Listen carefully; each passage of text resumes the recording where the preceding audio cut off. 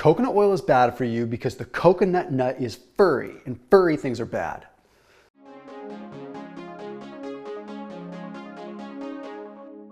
If I was one of these just like health outlets that just says whatever they want online and suddenly it catches wildfire, then I could probably get away with saying that and find some justification that because coconuts are furry, it makes them bad. But the reality is there is some research out there that's showing that coconut oil is bad, but it's not fully broken down. And I don't know if it's even done in like this deceptive way. I think that it's probably just a misunderstanding with the lay people that are looking at the research, and then of course just trying to create marketable viral material. And it's fun to say that coconut oil is bad because you get to rain on everyone that does keto. You get to, yeah, I get it, whatever. Okay, but the reality is that when you look at the research, most of the research is done with refined coconut oil. That is a whole different ball game. And you have to a lot of times dig into the research to find that they're using refined coconut oil. In fact, when you look at meta-analysis that look at extra virgin coconut oil, suddenly you see a different result. But the bulk of the research is done with refined. Why? Because it's in a laboratory setting and everything is refined, everything is sterile, and everything is like, so yes, they're trying to get a very controlled thing. And that changes things. So let's look at some research. After this video, I would like you to check out Thrive Market. If you do like coconut oil or you want to use a substitute for coconut oil, you might want to check out Thrive Market. They're an online membership-based grocery store, but you can sort by different, not only diet category, but you can additionally sort by different like cooking oils within a diet category, right? So if you were doing, let's say, keto, you could select keto, and then you could select baking and cooking underneath keto and get every kind of baking and cooking item that is approved for keto. It makes it super easy, and that's just the interface in terms of what's online. What you can actually do with the actual market is even better. It gets delivered to your doorstep in a couple of days. Like my pantry is full of Thrive Market goods. It makes it that much easier. So basically like everything you can think of in a non-perishable sense and some frozen stuff.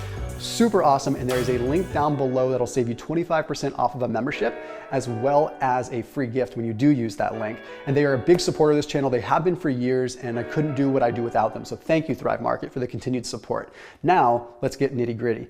Coconut oil has practically no polyunsaturated fats, which means it's very difficult for it to oxidize and turn bad.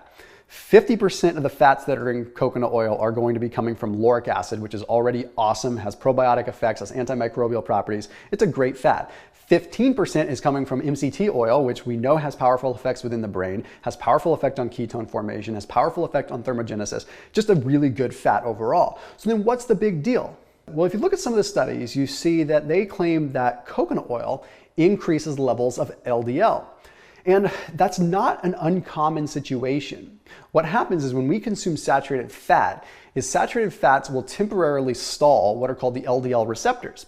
So LDL receptors are in our liver and they will absorb the LDL that elevates from consuming fats. Every time we consume fats, it's going to happen.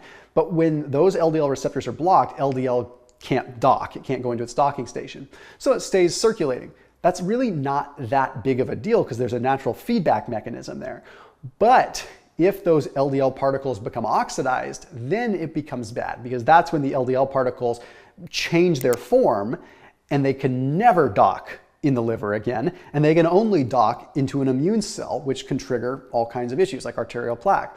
So what's the deal here? So when we look at the research and we see that it increases LDL, well, that's a problem. But when you look into the details, that is only with the refined coconut oil. If you look at a study that was published in the Mechanisms of Aging and Development, it took a look at 2 studies of coconut oil that found that there was no increase in LDL. And guess what? These 2 studies were looking at extra virgin coconut oil. So what is going on here? Well, it probably has something to do with the fact that the refining process is breaking down the antioxidant effect, which is therefore allowing those LDLs to become oxidized more. That's going to keep LDL elevated even longer. So food has its natural ability to do amazing things. When we start messing with that, we mess with how it works synergistically within our body.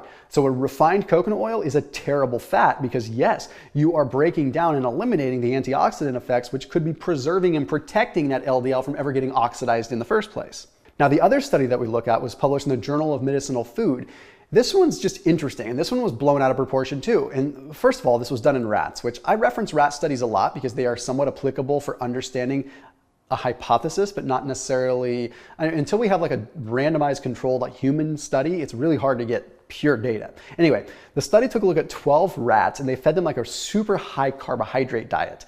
And then on top of the carbohydrates they were eating, they gave them a bunch of fat to make them hypercaloric. Basically, they put them in an overfed state. Little background, when humans, rats, whatever, are overfed, all kinds of things go wrong. Inflammatory signals go through the roof. PKR responses go through the roof. All kinds of things that trigger negative issues in the body. We're not supposed to be gorging ourselves. So that's already problem number one. Then what they did is they said, okay, well now we're going to test coconut oil and see what this does to their blood markers. They gave them coconut oil, and what do you know? It messed up their lipid profile. It gave them all kinds of negative responses. So they have already a lot of calories, plus they added coconut oil, and now they're able to take that data and say, well, this is bad because compared to control, which was salt water, it was much worse. Yeah, if I just ate 6,000 calories and you drew my blood, it would be one thing. If I ate 6,000 calories and you added salt water, it would be another thing. If I ate 6,000 calories and then you gave me another 1,000 calories of coconut oil, don't you think that that result would be a heck of a lot different from salt water? Yeah, there's A, additional calories, B, additional fat, and it's coconut oil instead of salt water. It doesn't make sense. So they take that and they say coconut oil causes this problem. The bottom line is these studies aren't necessarily incorrect.